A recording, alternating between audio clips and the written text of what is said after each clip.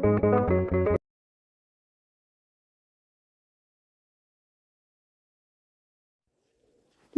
አብ ወወልድ ወመንፈስ ቅዱስ አሐዱ አምላክ አሜን። እንኳን ለአጋዕዝተ ዓለም ቅድስት ሥላሴ ዓመታዊ ክብረ በዓል መታሰቢያ በሰላም አደረሳችሁ አደረሰን። ስለ ሦስቱ ሥላሴ ስለ ቅድስት ሥላሴ ሦስትነት በአንድነት አንድነት በሦስትነት የሚል ከመጽሐፍት ባህሪን እንዳጋራችሁ ወደድኩ። አብራችሁ እስከ መጨረሻው እስከ ቪዲዮ ፍጻሜ ተቆዩ ዘንድ በትህትና ጠይቃችኋለሁ። እንደውም ሼር፣ ላይክ፣ ሰብስክራይብ በማድረግ አበረታቱኝ። እንኳን አደረሳችሁ ያለው ለዓመቱ በሰላም ያደርሰን። ስለ ቅድስት ሥላሴ በአብ በወልድ በመንፈስ ቅዱስ እናምናለን። ሶስትነት በአንድነት አንድነትን በሶስትነት አለ። ሶስት አካላት አንድ ህላዊ ወይም አኗኗር በስም ሶስት በመለኮት አንድ ሶስት ገጻት አንድ ባህሪ በአባትነቱ አባት መሆን ያልተወለደ ወላጅ ያልሰረጸ ስላም ማለት ነው። ያልሰረጸ በወልድነት ልጅ መሆን የእርሱ የቃል ብቻ ነው። መንፈስ ቅዱስ መሆንም የእርሱ የመንፈስ ቅዱስ ብቻ ነው። መንፈስ ቅዱስ መሆንም በመስረጽ ነው። መንፈስ ቅዱስ ያልወለደ ያልተወለደ ብርሃን ከፀሐይ እንደሚገኝ ከዘመናት በፊት ከአብ የተገኘ ነው። የምስጢረ መለኮት ተናጋሪ የሆነ ቅዱስ ጎርጎርዮስ እንዳለው አብ ወልድም መንፈስ ቅዱስም አይደለም፣ ወልድም አብም መንፈስ ቅዱስም አይደለም። መንፈስ ቅዱስም ከአብ ተገኘ እንጂ አብም ወልድም አይደለም። አብ በአካሉ በመልኩ ወልድና መንፈስ ቅዱስ ወደ መሆን አይመለስም አይለወጥምም። ወልድም በአካሉ በመልኩ አብና መንፈስ ቅዱስ ወደ መሆን አይመለስም አይለወጥምም። መንፈስ ቅዱስም በአካሉና በመልኩ አብና ወልድ ወደ መሆን አይመለስም አይለወጥምም። ከአብ ተገኘ እንጂ አብ ከወልድና ከመንፈስ ቅዱስ በፊት አልነበረም። ወልድም ከአብና ከመንፈስ ቅዱስ በፊት አልነበረም። መንፈስ ቅዱስም ከአብና ከወልድ በፊት አልነበረም።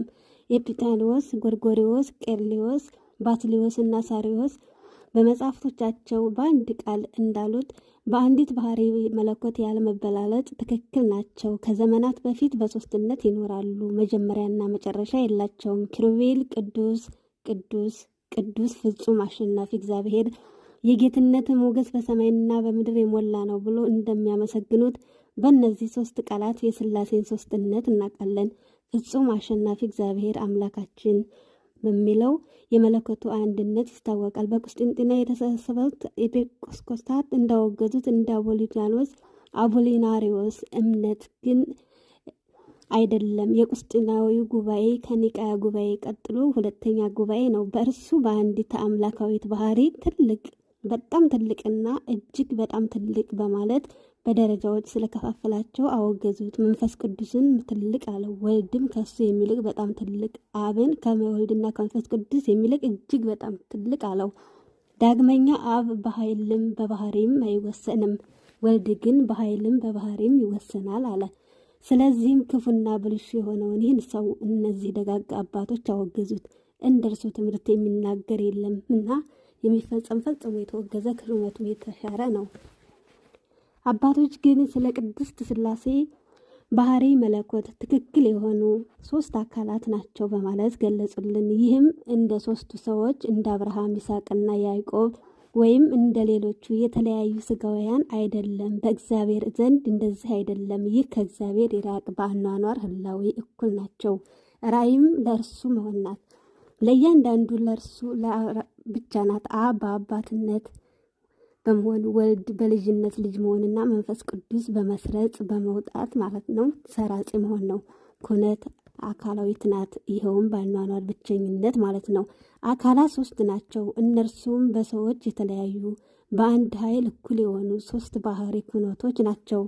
አንድ እግዚአብሔር፣ አንድ መውደድ ስምረት፣ አንድ ስልጣን፣ አንድ ምግባር፣ አንድ ባህሪ ናቸው። ዳግመኛ አብ ከወልድና ከመንፈስ ቅዱስ ከስም በቀር ፈጽሞ የሚቀድም አይደለም አሉ። የእግዚአብሔር አብ ከመጀመሪያው ነበረ፣ እርሱም ቅድመ ዓለም ቃል ነበረው። እንዲሁም መንፈስ ቅዱስ ያለመለያየት እና ያለመወገድ ነበረ። ከመጀመሪያ እስከ መጨረሻ አንድ ህላዊ አንድ መለኮት ነው። አብ ወልድና መንፈስ ቅዱስ አንድ አካል አንድ ገጽ ናቸው በማለታቸው በዚህ ትምህርታቸው ይኸው የቆስጥንጥናዊ ጉባኤ እንዳወገዛቸው እንደ ሰባሊዮስና በባህል እንደሚመስለው እንደ ሉሊያ ኤጲቆጶስ እንደ ፓትሊዮስ አንድ በእነሱ የዋዌውን ሆሄ ይመስላሉ። ያለ ፍቃድም አልተዋትም። እንደገናም ይሄው አንድ አካል ራሱ አብ ራሱ ወልድ ራሱ መንፈስ ቅዱስ ነው አሉ። ስለዚህም አባቶች አስተውሉ። አብ ወልድም መንፈስ ቅዱስም አይደለም፣ ወልድም አብም መንፈስ ቅዱስም አይደለም። ቅድመ ዓለም ከአብ ተወለደ እንጂ መንፈስ ቅዱስም አብም ወልድም አይደለም፣ ከአብ ሰረጸ ወጣ እንጂ አሉ። ዳግመኛም መንፈስ ቅዱስን እንደሚክደው እንደ መቅዶኒዎስ ትምህርት አንመን። እርሱ መንፈስ ቅዱስ ፍጡር ነው። አብና ወልድ ግን ከአንድ መለኮት ናቸው። አብ ከአብ ለሰረጸው ለመንፈስ ቅዱስም አይታየውም፣ አንድ አምላካዊ ባህሪ አለው ይላል። ነገር ግን በኦሪትና በነቢያት በሐዋርያትና በቅዱሳን ለዘላለሙ የተናገረ ከአብ የተገኘው መንፈስ ቅዱስ ነው። ነቢዩ ከመንፈስህ ወዴት ሄዳለው ወዴትስ ይሸሻለው ያለው ስለሱ ነው። መዝሙር 138 ቁጥር 7። በዚህ የከፋ ሃይማኖቱ ምክንያት እነዚህ ደጋግ አባቶች አወገዙት፣ ከሹመቱም ሻሩት፣ ከቁስጥንጥና የሊቀ ጳጳስነት መንበሩም አሰደዱት። መቅዶኒዎስ እንደርሱ የሚሉትንና በሃይማኖቱ የሚያምኑትን ሁሉ አወገዛቸው። በእርሱ ፈንታ ቅዱስ ብልህ ደግና ምስጢረ መለኮት ተናጋሪ የሆነው ጎርጎርዮስን ሾሙት። በዚህም ምክንያት 318 ኤጲቆጶሳት በጸሎተ ሃይማኖት አዳይ በሚሆን ጌታ ከአብ በሰረጸ በመንፈስ ቅዱስ እናምናለን። እርሱም ሕይወትን የሚሰጥ ጌታ ከአብ የሰረጸ ከአብና ከወልድ ጋርም በአንድነት ሰግድለታለን እናመሰግነዋለንም አሉ። እርሱም በነቢያት አድሮ የተናገረው ነው የሚለውን ከቀሩት ቃላት ጋር ጨመሩ። 150 ኤጲቆጶሳት ይህንንና በሁሉም መንገድ ምስጢረ ሥላሴ እንደነገሩ እንደ ምስጢረ ሥላሴ የማይገባ ነገር የተናገሩትን ሦስቱን መናፍቃንም አወገዟቸው። እነዚህ ሰዎችም አቡሊናሪዎስ፣ ሰባሪዎስና መቅዶኒዎስ ናቸው። ሐዋርያው በሰማይና በምድር ሁሉ አባትነት ከእርሱ የሆነው በአንድ ልጁ ተናገረ እንዳለው አብ ከ3 አካላት አንድ አካል እንደሆነ እናምናለን። ሐዋርያው በመጨረሻው ዘመን በልጁ ተናገረ እንዲል ከጥፋትና ከአሳር ሁሉን አዳኝ በሆነው በቅዱስ መንፈስ ቅዱስም የሁሉ አዳኝ ነው። ዘላለማዊ ሕይወትን ያወርሳቸው ዘንድ ጌታችን ስለ እርሱ መንፈስ ቅዱስ ከአብ የሚወጣና አጽናኝ መንፈስ ወደ ሆኖ ይመራቸዋል እንዳለው ዮሐንስ 15:26። ዳግመኛም አብ በራሱ አንድ በወልድ ነባቢ ተናጋሪና በመንፈስ ቅዱስ ሕያው እንደሆነ እናምናለን።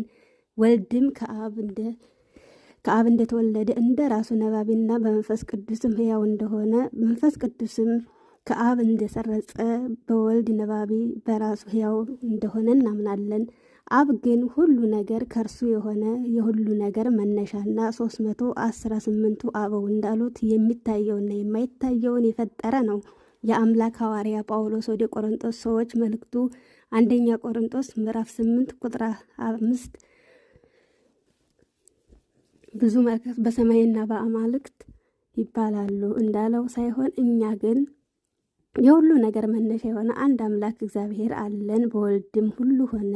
ወንጌላዊ ቅዱስ ዮሐንስ ያለ እርሱ የሆነ የለም፣ ከሆነውም ሁሉ አንዳች እንኳ ያለ እርሱ አልሆነም፣ በእርሱ ሕይወትም ሆነች እንዳለ ዮሐንስ ምዕራፍ 1 ቁጥር 3።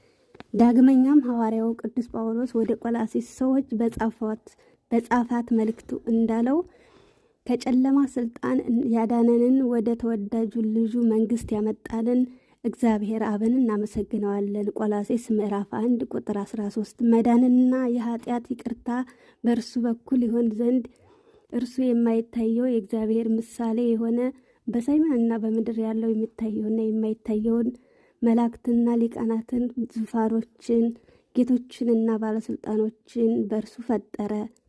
ሁሉ በእርሱና በልጁ ተፈጠረ። እርሱም ከፍጥረት ሁሉ ነበረ፣ ሁሉም በእርሱ ጸና። ቆላስይስ ምዕራፍ 1 ቁጥር 13። ዳግመኛም ወደ ዕብራውያን ቁጥር 1 ቁጥር 2 በላካት መልእክቱ ፍጥረታትን ሁሉ የፈጠረበት እርሱም የክብር ብርሃን ያሳየበት የቀዳሚነት ምሳሌ ያንጸባርቃል አለ። ሕያው መንፈስ ቅዱስ እንደተባለው መንፈስ ቅዱስም ከአብ ሰረጸ። የሁሉም ሕይወት በርሱ ነው።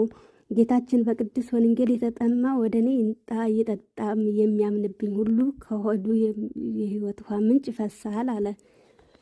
ወንጌላዊው ይህንን ስለ መንፈስ ቅዱስ አለ በማለት አጠናከረው። የሚያምኑበት ይቀበሉታል አላቸውና ደግነቱ የላቀ ሐዋርያው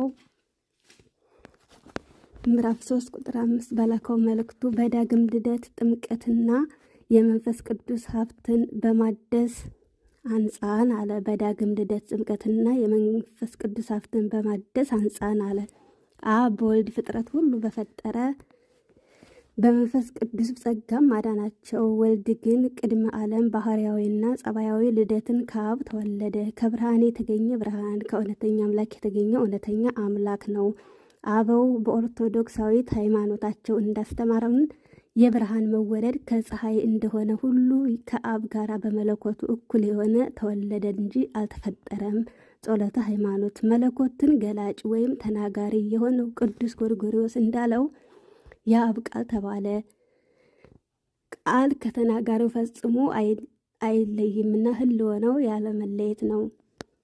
ሁል ጊዜም ከተናገረው ጋራ በመሆን በመገኘት ህልውናው ቅድመ ዓለም የነበረ ነው፣ እስከ ዘላለሙም ይኖራል። አስቀድሞ እንደተናገርነው ዮሐንስ አፈወርቅ መንፈስ ቅዱስ ከዘመናት በፊት ከአብ ሰረጸ፣ አጽናኝም ተባለ፣ ንጹሐንን ያድናልና። መንፈስ ቅዱስ በነቢያት፣ በሐዋርያት፣ በጻድቃንና በሰማዕታት የትንቢትን መንፈስ የተናገረ ነው። የቅድስናና የንጽህና መንፈስ የሆነ መልእክተኛ ነው። እርሱ የትንቢት የመልእክት የመንጻት መንፈስ ነው። የአኗኗሩ ታላቅነትም ምንጊዜም ዳር እስከ ዳር የሞላና የሰፈነ ነው። በስራውም ታላቅ ነው። ስራውንም ሁሉ በኃይል በስልጣንና በክህሎት ያደርጋል። ጥንካሬ ኃይል የእርሱ ነው። የነቢያት ትንቢትን፣ ለሐዋርያት ስብከትን፣ ለሰማዕታት ጽናትን፣ ለጻድቃን ትዕግስትን፣ ለደናግል ንጽህናን ይሰጣል። በሁሉም ቦታ ህልውናው ይኖራል። ሁሉንም ይጠቀልላል። ሁሉ በእርሱ ውስጥ ነው። እርሱን ግን ማንም አይጠቀልለውም። ባለጸግነትም ዘወትር የሚሰጠው እርሱ ነው። እርሱ ወደ መጠመቂያዎችና ወደ ክህነት ማዕረጎች ይላካል። መንፈሳዊት ስርዓተ ቁርባንም ከእርሱ ትላካለች። ህብስትም የጌታችንና የመድኃኒታችን የኢየሱስ ክርስቶስ ሥጋና ደም ትሆናለች። እግዚአብሔር አብን አባታችን የምንለው በእርሱ ነው። ሐዋርያው ቅዱስ ጳውሎስ እንዳለው በቅድስት ጥምቀት ዳግም ልደት የወለደን እርሱ ነው። እርሱ ከብስቁልና ስራ ያነጻናል። ለሚጸልይ ጸሎቱን ይሰጣል። የጻድቃንን ዘመን ይባርካል። ሁሉን በየዘመናቱና በየጊዜው በየቦታው ያደርጋል። እውቀት ሁሉ ለሰው ሁሉ የሚደርስ በቅዱሳን የሚያርፍ በጻድቃን